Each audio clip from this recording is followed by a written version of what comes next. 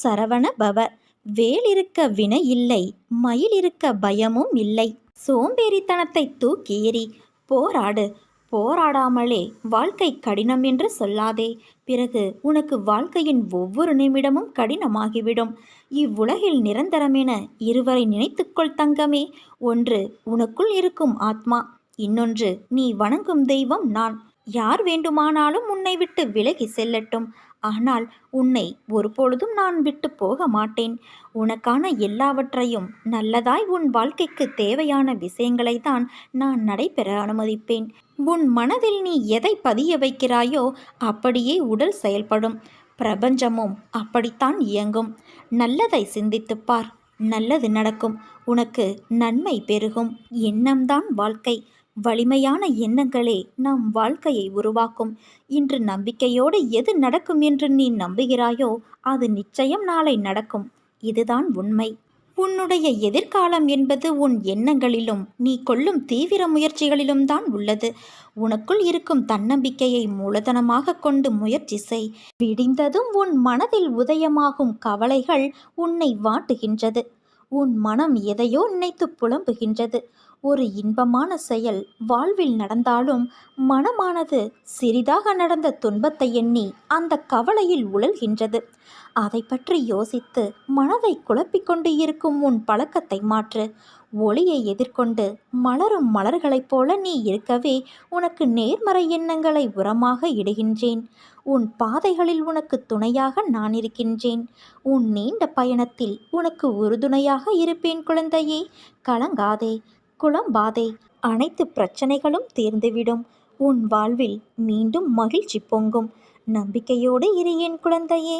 உன் வாழ்க்கையில் ஏற்பட்ட அனைத்திற்கும் பதில் கூற நான் தயாராக இருக்கிறேன். நீ உனக்கு யாரும் இல்லை என்று நினைத்து அழுத போதெல்லாம் என் வருகையை நீ உணர்ந்து இருப்பாய். அதே போலத்தான் நீ சற்றும் எதிர்பார்க்காதவாறு இன்று உன் மனதை மாற்றினேன். நீ சந்தோஷத்தில் திக்குமுக்காடியிருந்ததை பார்த்து நான் பூரித்து போய் பார்த்து கொண்டிருந்தேன்.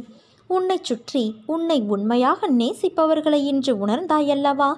என் குழந்தையான உன்னை சிரித்து கொண்டே இருப்பதை பார்க்கும்போது இந்த உலகத்தையே நான் மறந்து போகின்றேன். உன் மனதில் இருந்த அனைத்து எதிர்மறையான எண்ணங்களும் மறைந்து போகும். உன் மனதில் இருந்த அனைத்து எதிர்மறையான எண்ணங்களும் மறைந்து போகும் நேரம் வந்து விட்டது. நீ பயப்படாதே.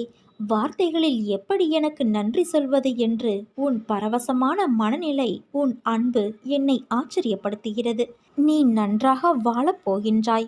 என் இதயம் என்னும் கருவறையில் நீ நன்றாக வாழப்போகிறாய். வாழ்க்கை என்பது நாம் நடந்து செல்லும் பாதை போல. அதற்கான பாதையில் நாம் நடை போடுகிறோம். அவற்றில் நாம் நேராக பயணிப்பதில்லை. நிறைய திருப்பங்கள் இருக்கும். நம் வாழ்க்கையும் அப்படித்தான்.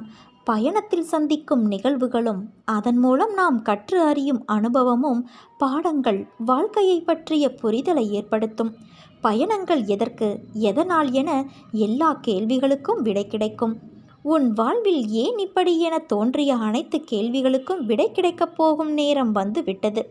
நம் பயணத்தின் போது நாம் உணர்ந்த பாடங்களும் கற்று உணர்த்திய அனுபவங்கள்.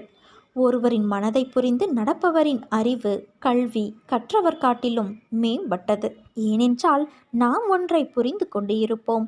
ஆனால் அந்த சூழ்நிலையில் அவர்களை பற்றி தெரிந்த விஷயங்கள் நம் கண்ணை மறைத்து சூழ்நிலை என்ற நிர்பந்தத்தில் நம்மை நிற்க செய்யும்.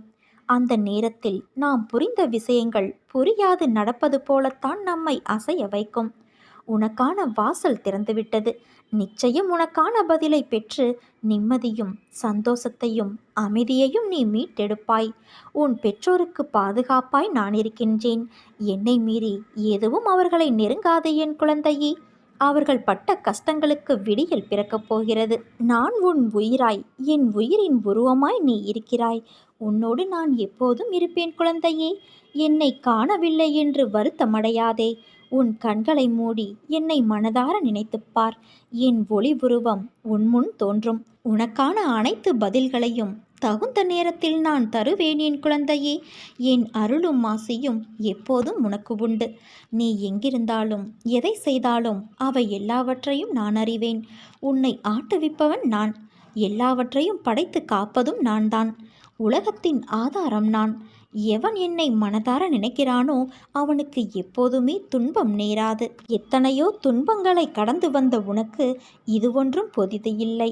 இதையும் நீ கடந்து செல்வாய். இதற்கும் என் துணை உனக்கு நிச்சயம் உண்டு என் செல்வமே.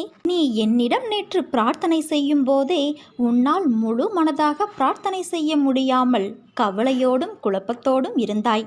நடப்பது எல்லாம் உனக்கு குழப்பத்தையும் அச்சத்தையும் தருகிறது என்று சொல்லி வேண்டினாய். உன் குழப்பங்கள் பிரச்சனைகளை இன்று நான் தீர்த்து வைக்கிறேன் பிள்ளையே. நேர்மறை எண்ணத்தோடு உன் வாழ்வில் நீ விரும்பிய மாற்றத்தை பற்றி நீ மகிழ்ச்சியாக சிந்தனை செய். இன்று சில மாற்றங்கள் நீ நடப்பதை காண்பாய். நம்பிக்கையை மட்டும் கைவிடாதே. உன் மனம் மகிழும் நிகழ்வுகளை நான் நடக்கச் செய்வேன். யாரேனும் ஒருவர் தன்னை என் குழந்தையாக பாவித்து என்னிடம் வேண்டிய அளவு சரணடைந்து அந்த சரணாகதியை முழுமையானதாக செய்து கொள்ள முயற்சிகள் முழுவதும் எடுத்துக்கொண்டு விட்டால் நான் அவருடைய எல்லா சுமைகளையும் ஏற்க முன்வந்து அந்த பக்தரை உண்மையிலேயே தன் குழந்தையாக ஆக்கிக்கொள்வேன். அவருடைய பொறுப்புகள் எல்லாவற்றையும் நானே ஏற்றுக்கொள்வேன். ஒருவர் காண்பது என்னை மட்டுமே. எனினும் என்னை பற்றிய பேச்சுக்களையே செவி மடிப்பினும் என்னிடம் மட்டும் பக்தி கொள்வானாயினும் ஒருவன் முழு மனதோடு என்னை நாடி என்னிடமே நிலைத்து இருப்பின் அவன் உடல் ஆன்மா இரண்டை பற்றியும் எந்தவித கவலையும் கொள்ள தேவையில்லை. என்னிடம் பக்தி செலுத்துவோர் இங்கு ஏராளமானோர் உள்ளனர். ஆனால் என்னிடம் சரணடைந்து என் குழந்தையாக வேண்டுபவர்கள் எத்தனை பேர்? மனித குலத்தில் உள்ள பெரும் குறை இது. சுலபமாக அளிக்கப்படுவதை யாரும் மதிப்பது இல்லை. தன் குழந்தைகளுக்கு அமானுஷ்யமான அதிசயக்கத்தக்க உதவி நான் அளித்த நூற்றுக்கணக்கான சம்பவங்களுக்கு பின்னரும் விசுவாசம் ஏற்படவில்லை என்பது ஆச்சரியமாக உள்ளது. உண்மையிலேயே நீ என்னிடம் சரண் புகுந்துவிட்ட குழந்தை என்றால் நீ வேண்டியதை அளிக்க நான் தயாராக இருப்பதை நீ உணர்ந்து கொள்வாய். என்னிடம் இந்த கணமே பூரண சரணாகதியடைந்து பார். மற்ற எல்லாவற்றையும் நானே பார்த்து கொள்கிறேன். என் சத்தம் உன் மனதில் ஒலித்தால் இப்போதே என்னை நோக்கி பார். என் விழிகள் உன்னோடு பேசும். உன் உணர்வுகள் சில்லிட்டு ஆனந்த கண்ணீர் பெருகும். இதே உணர்வோடு இரு. இனி காலமெல்லாம் மகிழ்ச்சியாக இருக்கும் என் குழந்தையே. உன் வாழ்க்கையில் நிகழ்கின்ற விஷயங்கள் எல்லாம் என் பார்வையில்தான் நிகழ்கின்றது. அவை உன் மனதை ரணப்படுத்தினாலும் உன் உலகம் என்று நீ நினைப்பவர்கள் எல்லாம் உன்னை காயப்படுத்துகிறார்கள் என்று நீ சொல்லி அழுகின்றாய்.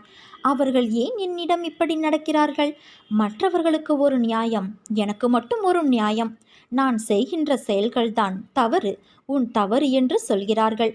ஆனால் என்னை அந்த அளவுக்கு தள்ளியது சூழ்நிலை. அதற்கு நான் எப்படி காரணம் என்றுதானே நீ புலம்புகிறாய்? இந்த சூழ்நிலையெல்லாம் விட்டுவிடு. நான் உனக்காகத்தான் இருக்கிறேன். உன்னை விட்டு நான் விலகுவதும் இல்லை, விலகி போகும்படி நான் செய்வதும் இல்லை. உன் அம்மாவாக அப்பாவாக நான் என்றும் உனக்கு துணை இருப்பேன். என் மீது நீ நம்பிக்கை மட்டும் வை. உன்னை சுற்றி இருப்பவர்கள் திடீரென தாழ்ந்து போகும்போதும் விழும்போதும் அழும்போதும் அது அவர்கள் கர்ம வினையால் வந்தது என்பதை உணர்ந்து அமைதியாக இரு. எதை பார்த்தும் நீ பயப்படாதே.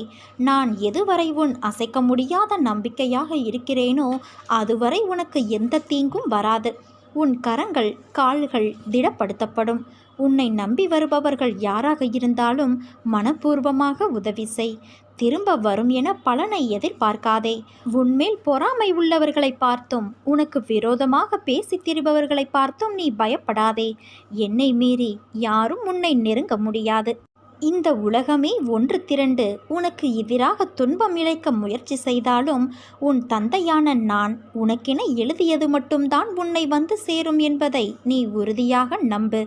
வாழ்க்கையில் நினைத்தது கிடைப்பதற்கும் கிடைக்காமல் இருப்பதற்கும் அவரவர் கர்மாதான் காரணம். நிர்ணயிக்கப்பட்ட விஷயங்கள் என்பது நிஜமான உன் வாழ்வில் நடப்பவை. எல்லாவற்றிற்கும் ஏதோ ஒரு காரணம் இருக்கும். அவரவர் துன்பத்திற்கும் இன்பத்திற்கும் எல்லோருடைய மனம்தான் காரணம். இந்த வாழ்க்கை என்பது யாது என்று உன்னிடம் கேட்டால் நீ என்ன சொல்வாய்? நீ சொல்லும் பதிலிலிருந்துதான் என் லீலையின் அடுத்த பெரும் பங்களிப்பு உன் வாழ்வில் நடைபெறும். அப்பா, வாழ்க்கை என்றால் ஒரு பிறப்பின் நோக்கம் அறிந்து வாழ்வதற்கும் ஆன்மா என்ற உருவமற்ற உணர்வுகளுக்கு மதிப்பளித்து அதை நடைமுறையில் செலுத்தி அதற்கான முக்கியத்துவம் கொடுத்து அதை நிறைவு செய்வதில்தான் வாழ்க்கை என்ற சொல்லுக்கும் அர்த்தமும் அதன் பயனும். இந்த பதில் உன்னிடத்தில் வருகிறதா என்பதை முதலில் கேட்டுப்பார்.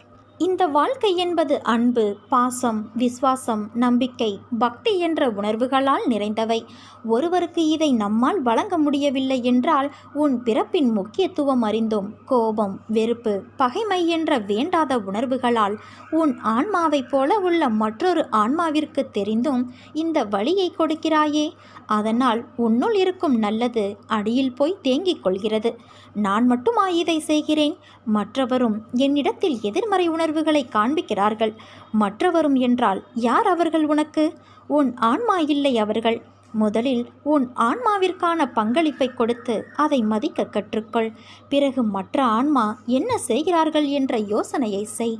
மாற்றம் என்பது ஒருவரிடத்தில் ஆரம்பிக்கும் ஒரு புத்துணர்வான எழுச்சி. அதை உன்னிடத்தில் கொண்டு வரவே என்னுடைய இத்தனை போராட்டங்களும் உனக்காக நடக்கிறது. மாறுதலுக்கான நடைமுறைகள் தொடங்கிவிட்டது குழந்தையே. நீயும் மனதளவில் உன்னை தயார் செய்து கொள்.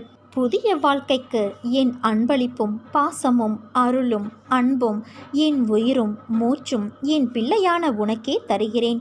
என் முழு மனதில் இடம் பிடித்த என் பிள்ளையான உனக்கு என் ஆசிகள் எப்போதும் உண்டு. நீ எதையும் இனி தேடி செல்ல வேண்டியது இல்லை. உன்னை தேடி அனைத்தும் தானாக வந்து சேரும். நீயே ஆச்சரியப்படப் போகிறாய். நல்ல மாற்றங்கள் நடைபெறப் போகிறது என் குழந்தையே. ஒரு நாள் போவது ஒரு யுகமாக தெரிகிறது என்று புலம்புகிறாயே. நான் இதுவரை எத்தனை யுகங்களை பார்த்திருக்கின்றேன். எத்தனை பேர் வந்தார்கள் போனார்கள். அவர்களில் பெரும்பாலானோர் இப்படித்தான் உன்னை போல புலம்பி தவித்தார்கள். சிலர் மடிந்து போனார்கள், சிலர் எதிர்த்து போராடினார்கள். எல்லாம் முடிந்து அவர்கள் வேறு ஜென்மம் எடுத்து கழித்தார்கள். இனி வருபவர்களுக்கும் இதுதான் நிலை.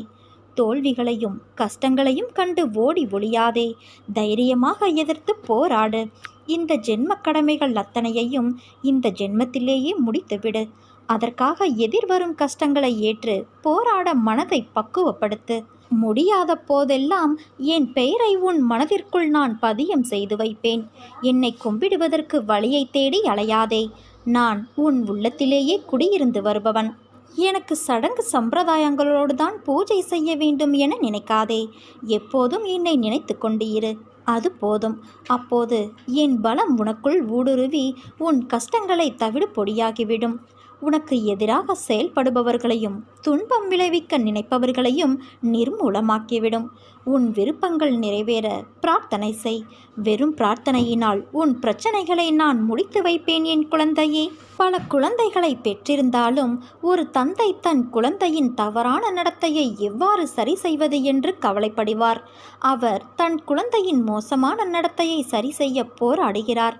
கடவுள் நம் தந்தையாக இருப்பதால் அவரது தவறான குழந்தைகளை பற்றி அதிக அக்கறை காட்டுகிறார். நேர்மையாக வாழும் பக்தர்களை கடவுள் பொருட்படுத்த மாட்டார். அவருடைய வார்த்தைக்கு கட்டுப்படுவார். தம்மிடமிருந்து விலகியவர்களையும் கெட்ட நடத்தையால் கெடுக்கப்பட்டவர்களையும் அவர் எப்போதும் நினைப்பார். அவர்களை அவர் கைவிட மாட்டார்.